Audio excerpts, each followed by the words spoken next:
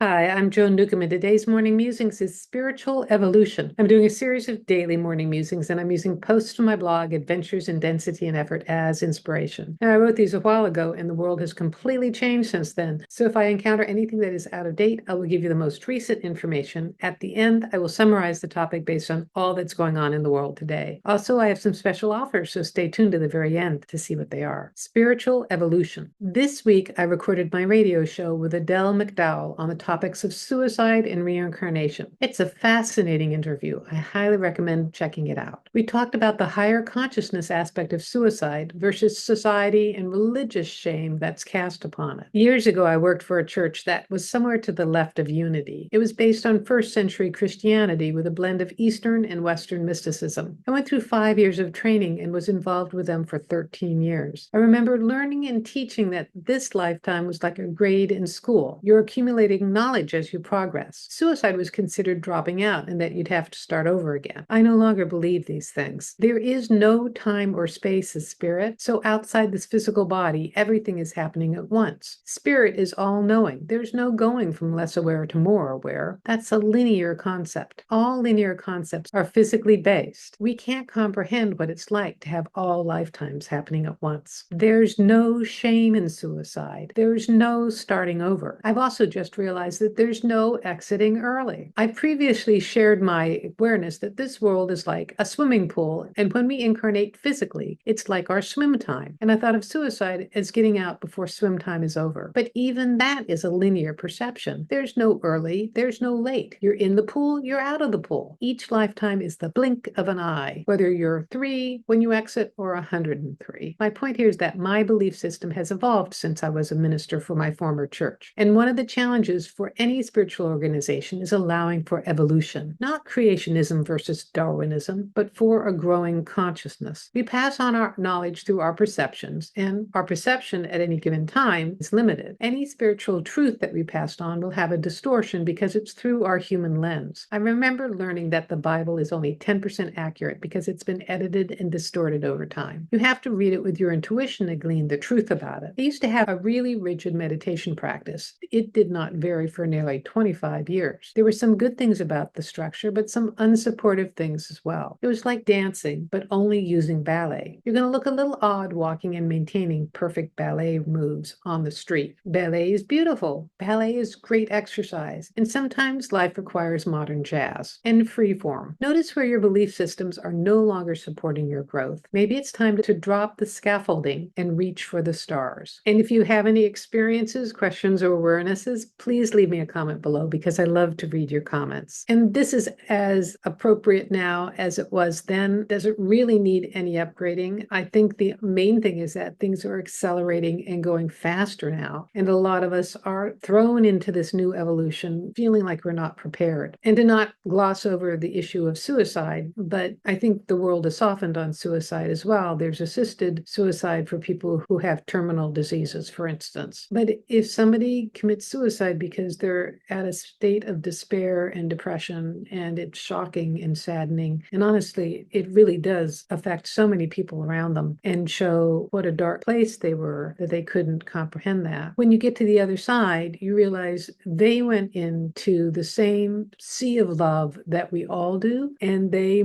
move forward in their evolution as well. And those of us are thinking, oh, you've dropped out of the grade in school, you have to start over, are viewing it through a lens that is a very linear human perception. And life is just not like that when you get to the other side. So if you like these videos, please share them with your family and friends and on your social media. And please click the thumbs up or the heart and subscribe or follow. And that way you're telling the algorithm to get this out to more people and in front of someone who really needs to see this information. And if you want a free sample of one of my consciousness techniques, click on the link below to the skybox technique. It'll give you a drone's eye perspective of life and view it as consciousness with greater insight and inspiration. And if you want to have some manifestation techniques, click on the link below to my self-study course, Manifesting Money and Miracles. It'll give you some basic energetics to completely transform your external reality. And if you would like to have an individual session with me, click on the link below to book a private session. I take a look at the essence of who you are and what's going on in your life today, and then I can answer any of your questions and help you with some energetic changes as well.